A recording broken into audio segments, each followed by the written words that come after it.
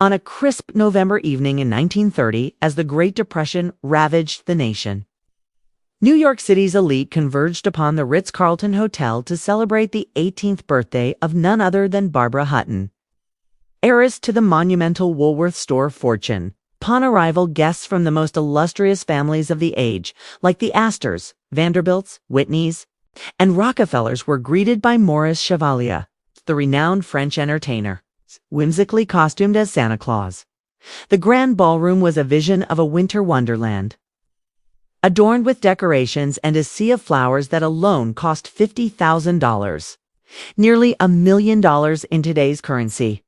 The atmosphere was alive with melodies from 4 orchestras and the echo of champagne corks, with 2,000 bottles served by 200 waiters. But as midnight approached, the revelry escalated with 1,007-course suppers and aids. As the night stretched on, 1,000 breakfasts.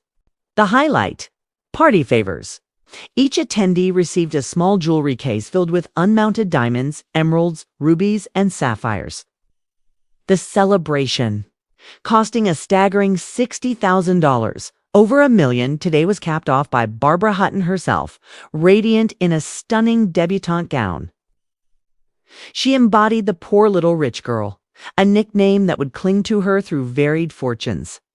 This night heralded her entrance into high society, but it also foreshadowed a tragic life of glamour, heartache, and the eternal pursuit of happiness. Barbara Hutton, an emblem of wealth from infancy, found herself at the center of a vortex of fortune and scrutiny.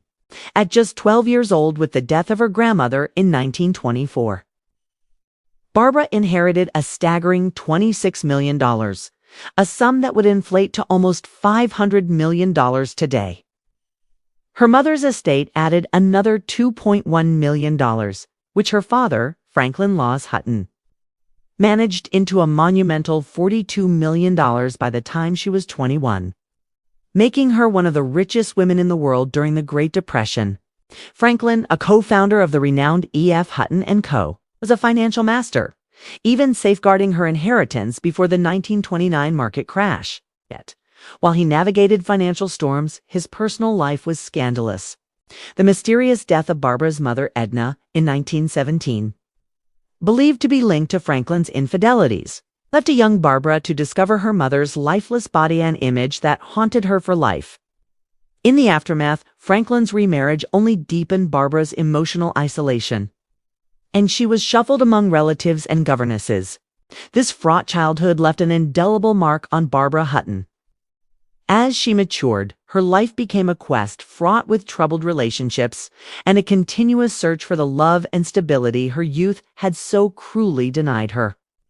Barbara Hutton's quest for love was as storied as it was heartbreaking, beginning with her first marriage to Prince Alexis Maveny in 1933.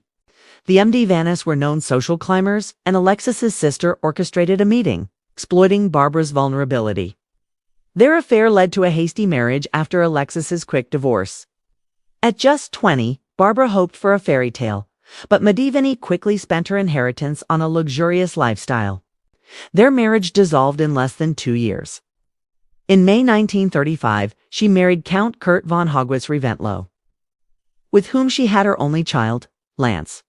This marriage also crumbled by 1941, her third marriage to Hollywood icon Cary Grant in 1942 was highly publicized. Dubbed Cash and Carrie, their union faltered as Barbara felt overshadowed by Grant's fame.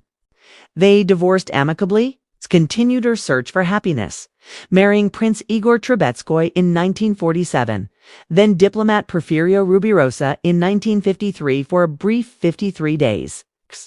In 1955, she wed tennis star Baron Gottfried von Kram, and finally, Prince Pierre Raymond d'Anvin, Natam Pasak, in 1964.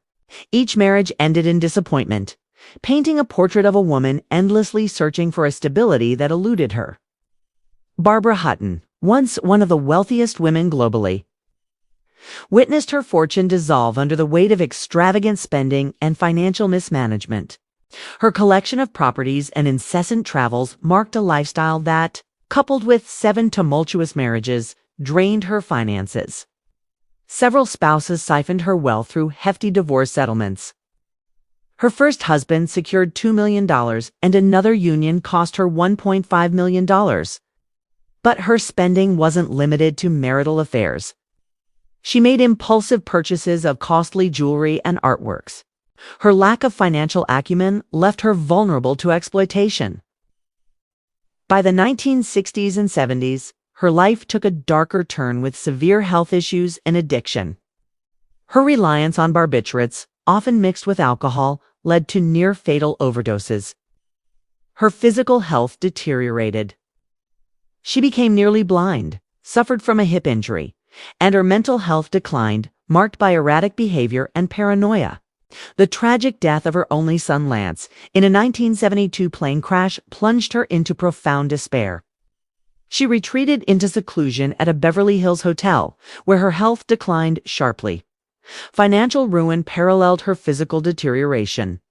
It's reported that at her death, she had a mere $3,500 to her name, a figure disputed but symbolic of her dramatic fall. Her life ended quietly on May 11, 1979, from a heart attack at age 66.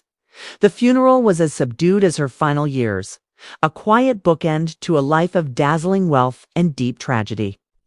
We'd love to see you in the comments. Were you familiar with the story of Barbara Hutton? What is your opinion of the epic rise and tragic fall of this old money heiress? Our community thrives on your thoughts, so please don't be shy and leave a word or two below. Thanks again for joining us, and we can't wait to see you on the next episode.